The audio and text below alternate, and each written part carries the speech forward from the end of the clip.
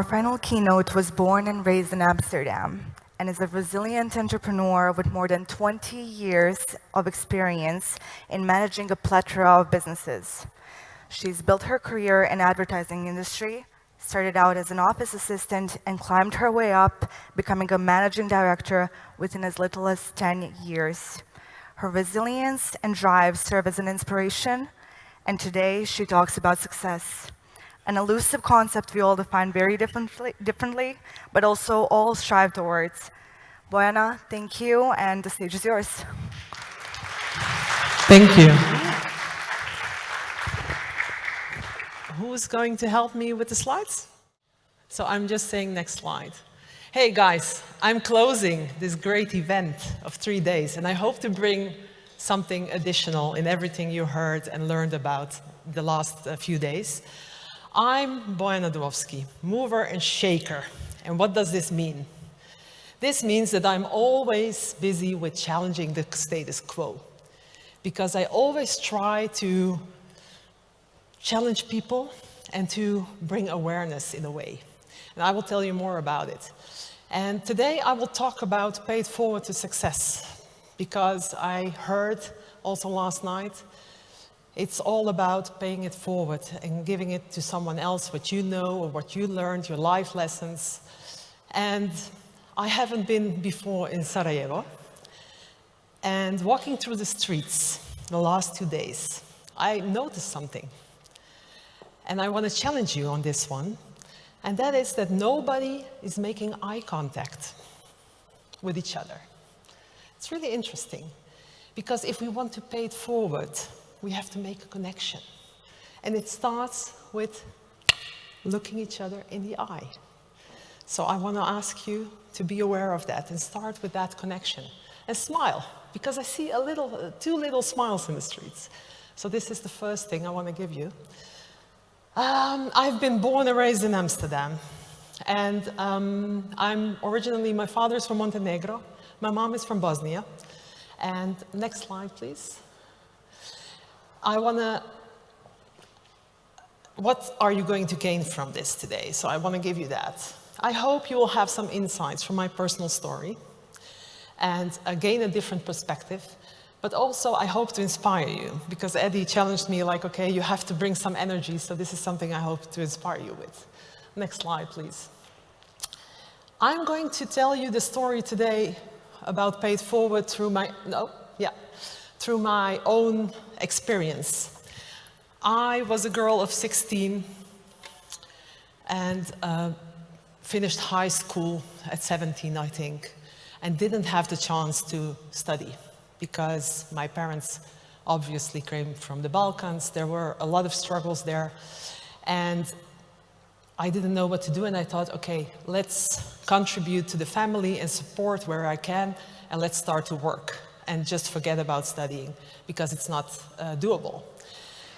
And I was looking for a job in Amsterdam. And I thought, okay, I will find a job. But I didn't know back then that my last name, which was my maiden name, Juricic, had a big weight, because people looked at you in a different way, because we were from this area at that point. So I was thinking, okay, how am I going to find a job? Because they were really looking at me from a different perspective than the framework I wanted to bring at the table. In the end, I found a job in advertising at TBWA. It's a big international network. Where I started, I came in, my ticket in was the fact that I could touch type with 10 fingers. So that was my ticket in. That was my USP on my CV. So I was really like, okay, what's advertising? I didn't know anything about it. So I was like Alice in Wonderland, because back then we introduced this Apple. Nobody knew what Apple was.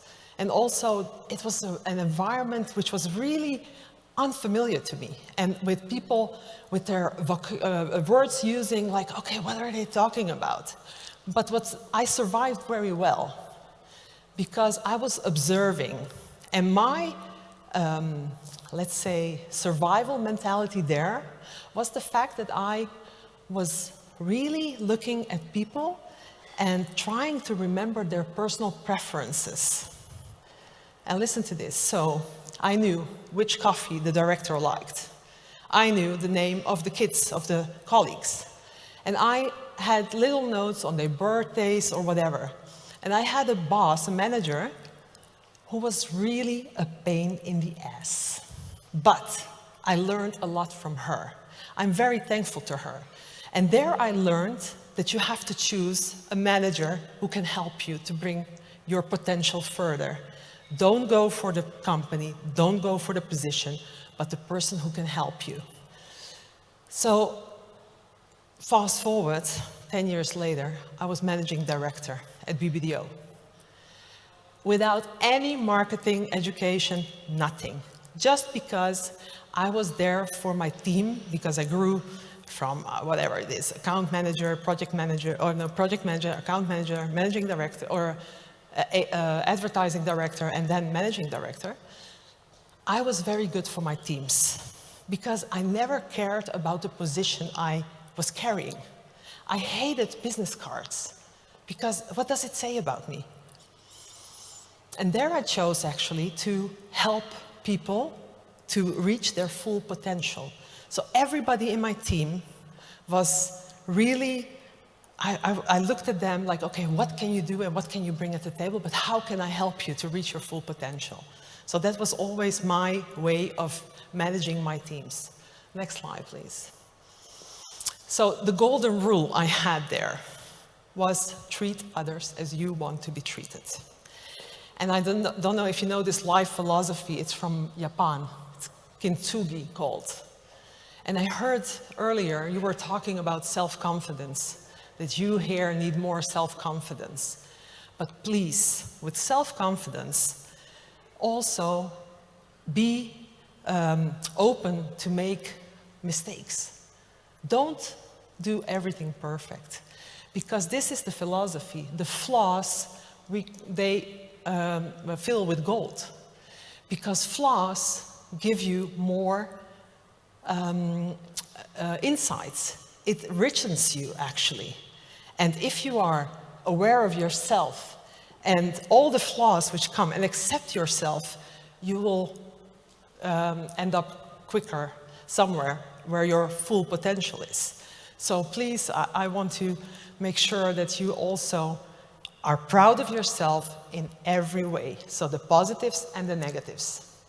Next slide, please. Yeah, success. What is success?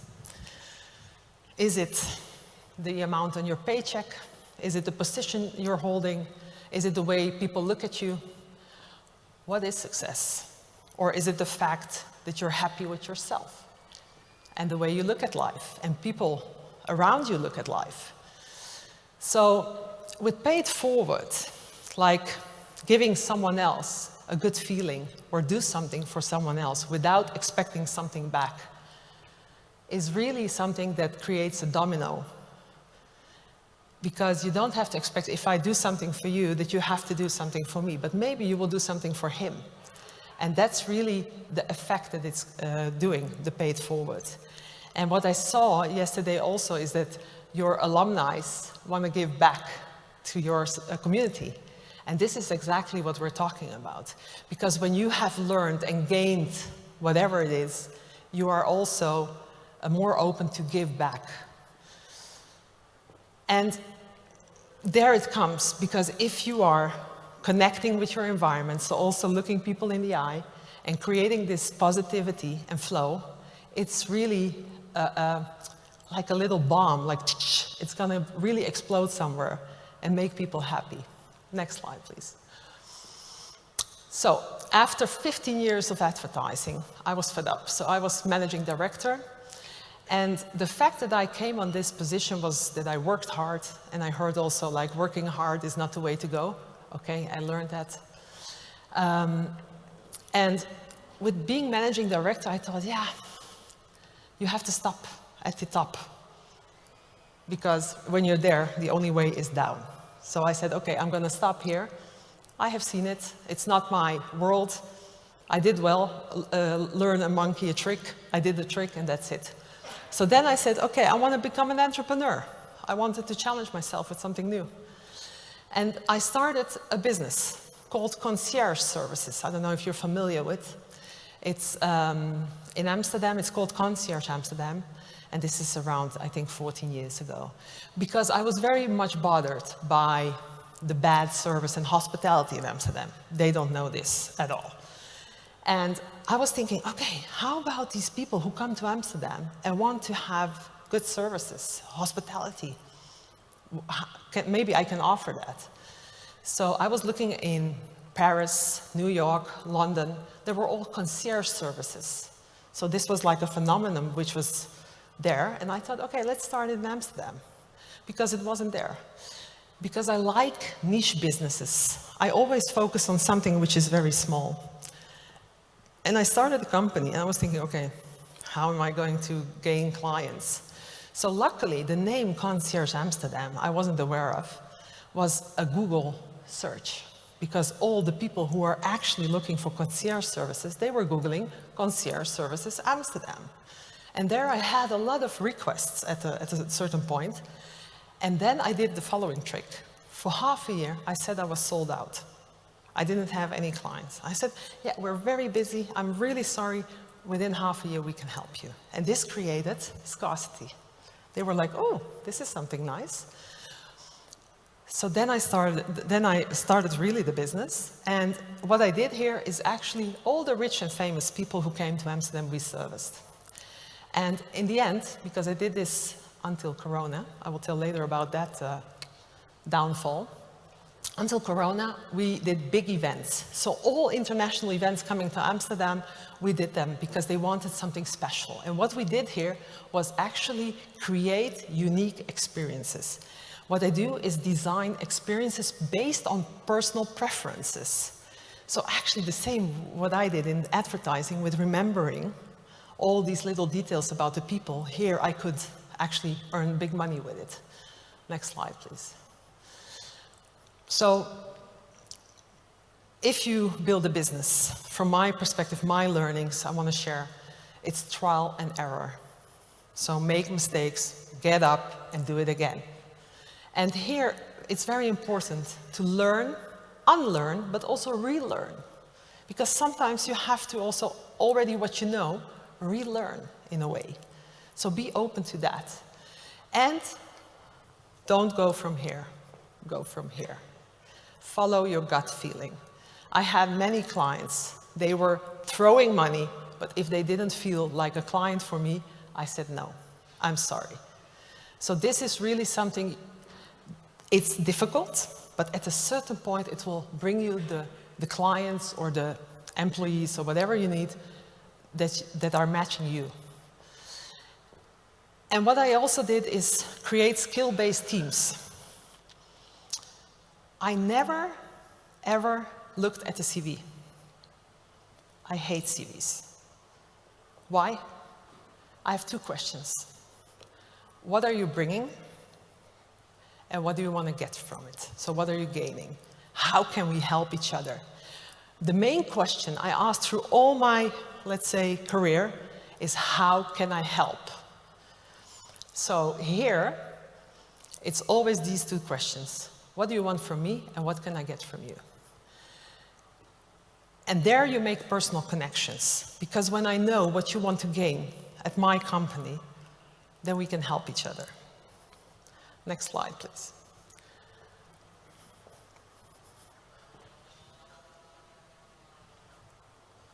Next slide, please.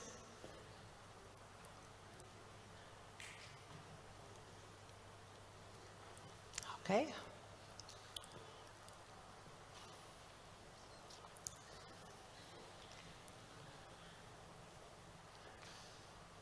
Is this the next slide? Can you go one back just to be sure? Yeah, okay, thank you. Yeah, and I wanted to get this one out. I don't know if you know this, the echo versus the ego system. And in the Balkans, I see a lot of people who want to be like, I'm the director. And that's ego-driven. And if we're looking at the way that I actually build up my companies, was that it was always orientated to shared well-being. Like, how does the team feel? Who's having which skill? How can they help each other also and get better for the jobs we have to do? So never, I was also a result-driven, never task-driven. We want to have this result, how are we going to get there together? So all the transactions were transparent and all costs were always considered. And it's really different because the ecosystem works for the shareholder. How am I going to fill my pockets? And I don't care about the rest. So I think that short-term gain, it doesn't help. It's now and tomorrow maybe, but the day after tomorrow, the question is how many people will be left in your company. So it's really, nowadays, I see that they call this the future of work, where I already did this like 15 years ago.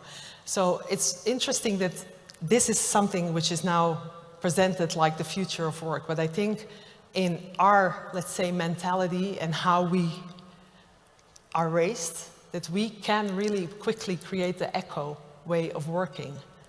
So you can have a benefit if you look at all the other structures. Next one, please. Yeah, and then I challenged myself again with this, because I never had university, faculties, whatever. So I thought, okay, Concierge Amsterdam 2019, I was really fed up with arranging the blue M&Ms, the private jets, and all the people who were like, not always kind and nice because they had a lot of money. So I thought, okay, you know, through my, next to my career, I always did a lot about personal development of myself. So I always tried to reinvent myself. And in 2019, I was ready to sell my company, Concierge Amsterdam. So I was preparing for a takeover in Q1 2020. And alongside, in the last year of 2019, I was building this because I saw that a lot of people from my teams really gained a lot in the way that I was working with them. And I created a company called Your Next Story. And Your Next Story helped you with your next story. And what I did is personal development journeys abroad, where I actually only sent 3 things: the time, place, and a list of things you have to put in your suitcase for 7 days. That was it. And then you were mine.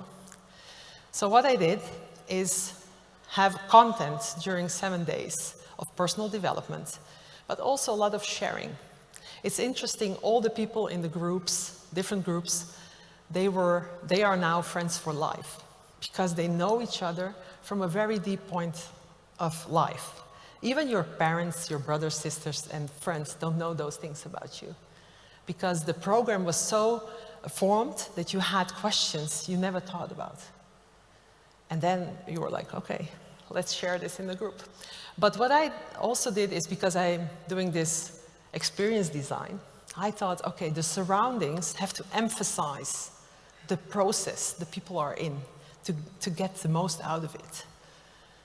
So I took them in the nature, completely remote. I built tent camps on Durmitor in Montenegro, but also in Italy, in Spain.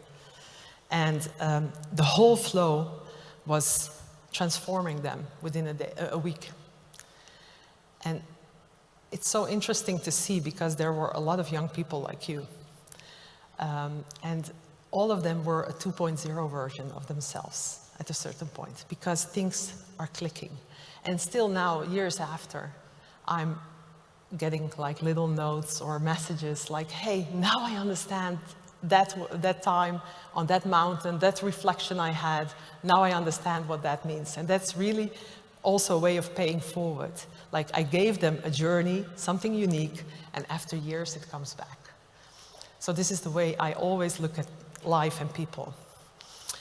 And unfortunately, I couldn't do this business because Corona took too long, because we were not able to travel. So I had to stop this business too, and the takeover of my other company was off the table because Corona came. So nothing was left. And there Murphy's Law got me, because it always comes in one big hit. Companies are gone. I just had bought a new house, which I couldn't rebuild the way I wanted. My husband got diagnosed with a tumor, and I had homeschooling for my child all together, and my favorite uncle died. So in 3 months, everything gone. Okay, so what are you going to do? So there I also said, okay, Bojana, you're trying to reinvent yourself. Now you're pushed to reinvent yourself. And now you have to do something different. So next slide, please. Yeah, oh yeah, this is something also. Make sure, before I go to the next subject, make sure you're never, ever the smartest in the room, because you will never learn something new. So look at the 5 people around you you spend the most time with. You're the average of those 5. And ask yourself if you want to be that average. Or you have to change the room. And make sure you're an inspiration to someone else. A younger someone, a brother, a sister, cousin. Because that will bring you a lot. Yeah, next one, sorry. Okay, so I had to reinvent myself. Business is gone, money gone, everything gone. What are you going to do? Okay, I didn't leave my husband. I thought, okay, I'm going to volunteer because I have no strength, energy to think of a new business. And I was thinking, okay, where am I going to volunteer? What's my topic? What's my purpose? Where am I going to be strong enough? And on LinkedIn, I was looking at a movie. This was really the first period of Corona. A movie on LinkedIn of a guy who had a foundation. It's called Foundation Studiezalen, so Foundation Study Halls, translated. And he is fighting equality of opportunity in Amsterdam. And I thought, okay, equality of opportunity is a topic in my life. Let's look at the movie. And I looked at the movie, and what I saw is that this guy was really carrying a very heavy weight. He was talking like here. He's a bit bigger, and he was really having a lot of burden. I was looking at him, and I was like, okay, I think I can help this guy, but yeah, who am I to call him? So next day, I couldn't sleep that night. The next day, I was like, okay, I'm going to call my network and ask if somebody knows him. And I got his phone number, and I called him, and I said, Abdelhamid, Bojana here. And he said, okay, I can help you. I said, I'm volunteering at your company. He said, yeah, who the F are you? I said, well, I saw a few things, and I mentioned a few personal things that I saw during his speech, and he was quiet. And he said, I think I want to meet you. And I said, okay, let's go for a walk, because we were allowed to have walks in Amsterdam. We went for a walk, and there I said, okay, I can make sure that I think you're like a foreman now in your foundation. I can make you a leader. This is the process I'm very good at. I'm giving you my time, my energy. You don't have to say thank you. If you say tomorrow it's enough, it's okay. And he said, okay, let's do that. And I was thinking, okay, maybe whatever, a day, a month, it's okay. And then he saw, like, hey, she's entrepreneurial. And what did he do? He had 47 locations in Amsterdam offering kids, 1,400 kids a week, like after-school programs. And he was completely focused to help these kids in deprived areas. We're talking about deprived areas in Amsterdam. So I see a lot of parallels with what I heard here. So Amsterdam has also these areas where kids don't get equal opportunities at all. And he was 10 years building this, and he had 2,000 kids on the waiting list only in Amsterdam. But he never had thought about his organization, about marketing, about getting funding, about whatever, IT, everything is needed. And then he was like, hey, Bojana, can you help me with this? Can you look at this? And at a certain point, it's now 18 months ago that I started, I'm now working 60 hours a week. I completely changed his structure of the foundation because there was a lot of opportunities there. And I started with, can you do the next slide just to see if I'm, Oh no, yeah, it's okay. So I started at looking his mission. What's your mission, Abdelhamid, I asked. And he said, yeah, I want a good night rest for all the children. Because what he found out in the 10 years, that the children have IQ, they have a lot of capabilities, but they have a lot of burdens because their surrounding has a lot of stress. So they cannot focus on school. So he said, okay, I want a good night rest for all the children. And then I actually developed a program for these deprived areas where I choose for the pyramid of Maslow, which everybody knows. So I said, okay, I'm going to help you to make a structure for your mission and vision. And based on the pyramid of Maslow, I created a program, which is a holistic program for the children. So I think you know Maslow. So if you are, let's say, surviving, you cannot think about education or something. So you have to go one step back and make sure that it's all stable, and then you go to the next level. Next slide, please, and I will show you how it looks. So it's not steps. So the main goal is a good night's rest for all the children. Actually, his study halls are offering number one, the self-development. So schoolwork support, the children come there every week, develop their self-positive image.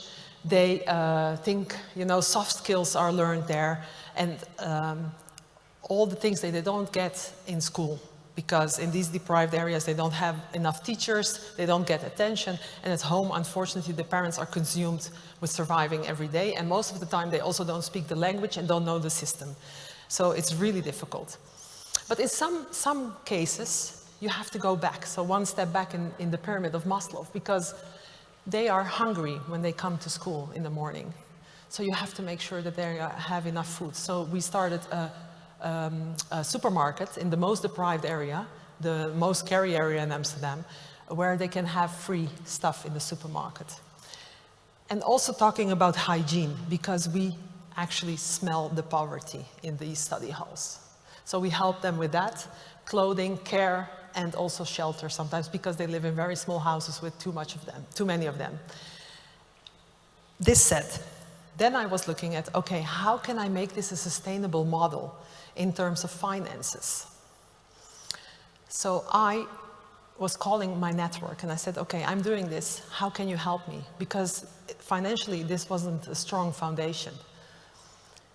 And then I said, okay, you can help us because they all have this social responsibility in their plans, all the corporates.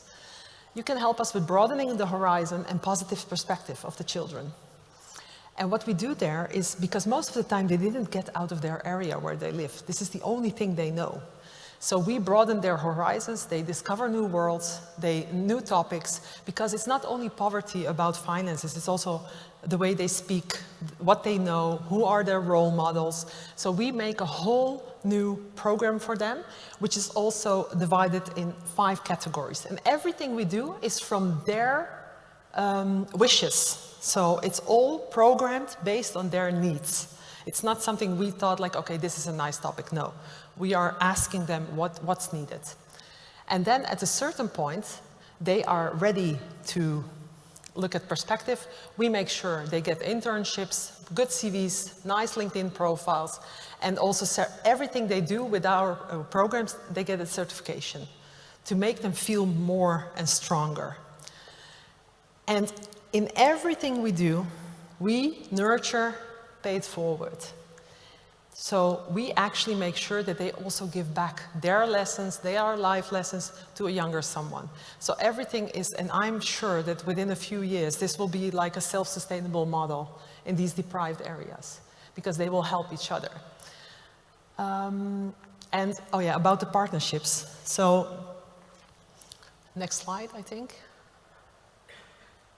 Yes, I created a model. I love cakes, so I created a cake.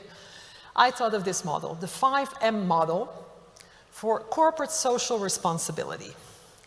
And what are the 5 M's? Money, means, manpower, mass, and media. So these corporates, they all have their social goals. It can be sustainability, but also in society. In Amsterdam, for example, there's a rule if you win a tender at the municipality of the government, you have to give 4% back to the society. So this 4% is somewhere hanging because many of them don't know how to give it back to the society. So there I come in and I kick in doors and I say, okay, you have this corporate responsibility, you can do it with me. So I actually ask them for money so we can do the projects for the kids. And then I'm looking at number 2 is like fluctual, they can choose. They can donate goods or services, and this is also in terms of workshops, old computers, mobile phones, whatever they have. Sometimes also furniture for the families. Manpower, this is the most interesting thing.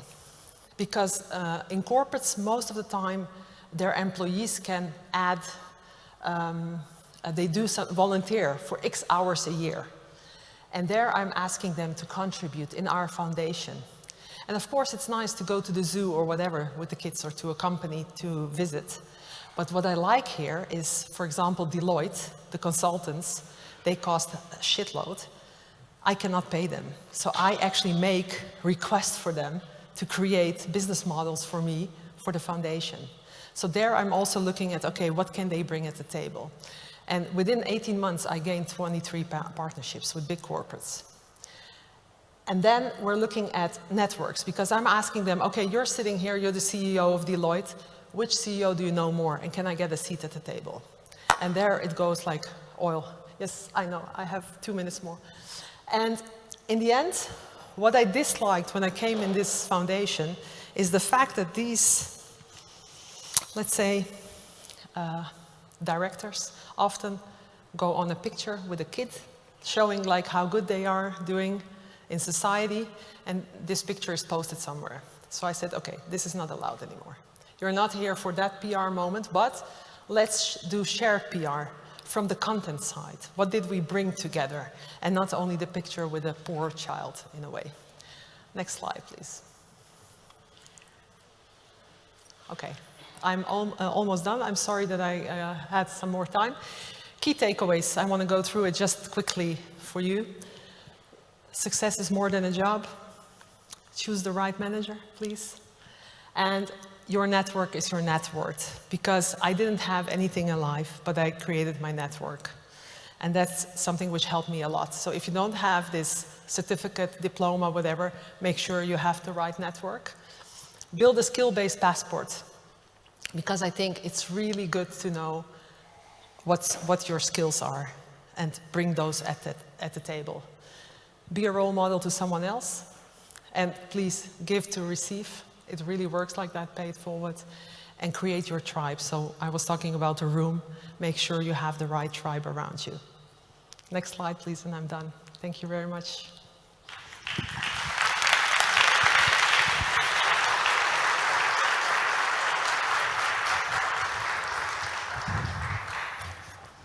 Thank you for the inspirational segment, Bojana. I believe it was of tremendous importance how you reframed the word success, since a lot of the ambitious young individuals usually opt to equalize their own value with how they receive external validation and forget that it's only their own validation that's really important.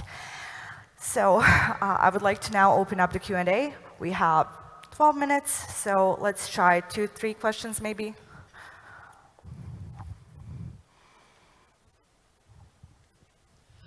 Thank you, Bojana. Yes, I hear you. So thank you so much. It was really wonderful to see how your journey was and how you managed at the end to do something that is, for me personally, really important, and that is creating equality in a way that aligns with the actions. And I have noticed that every time you talk, you hold your hand at your gut. And it was really interesting to see that, especially when we are talking about motivations and everything related to our purpose and vision. My question for you is, how did you set up your boundaries? Because my problem was that I always had this thing, I will always give, I don't care, But that led me to a really bad place that I had to learn how to step out from, to not share my energy with people who don't deserve that.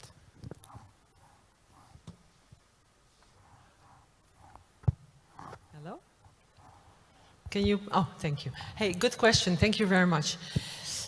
The thing is, which is important here, is learn about yourself and knowing yourself. What do you need? So this is really a journey, because I'm 45, almost 46. It took me a while. But at the moment that you know yourself, those boundaries will create themselves. Good luck. Yeah. Someone else. In the back, to the left.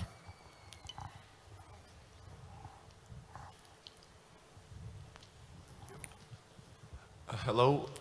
So I learned a lot from this presentation, and I'm thankful for that. And you already mentioned this, but I want to ask again, is the essence of it, the basic essence of it, this, the smile and eye contact with people, basically? Yes, please.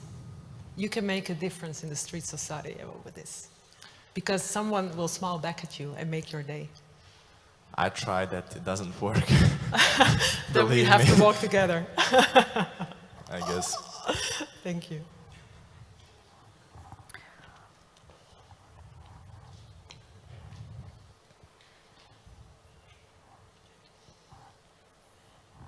Hi, it's my pleasure to meet you. So my question is, you actually mentioned that you had lots of struggles that you actually been going through your life, and I'm really inspired by it. But the question that I have for you is actually, how did you cope with the pressure? Because I believe that there was a lot of it, and I'm actually really interested, since you've gone through many situations where actually life has put you through many tests, how did you cope with the pressure? I mean, when we listen to you, it sounds really easy, but I know that probably it wasn't. So I'm interested to know, like, when was the moment that you felt like, I can't do this, but then you get up and said, yes, I can? Thank you. Yeah, thanks. There were so many moments, because every time it's a new challenge. So, you know, the devil always shits it in one spot, so that's also okay. So I think it's really making sure that you believe in yourself, this self-confidence. It really helped me, because I knew, like, okay, this is not something which should be part of my life. So I have to make a way out. So I always try to flip it.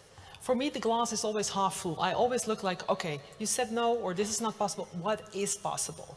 So always look at the bright side. And this really saved me in many ways.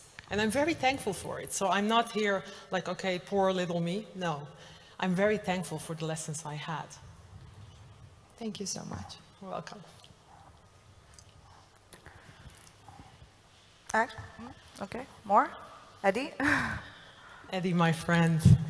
Did I bring what you expected, Eddie? Yeah, of course, this topic is very dear to me. I just wanted to give you guys one example. So we met through a mutual friend online. And again, I meet so many people, it's always difficult to figure out who I'm going to work with, what I'm going to do, and time is limited.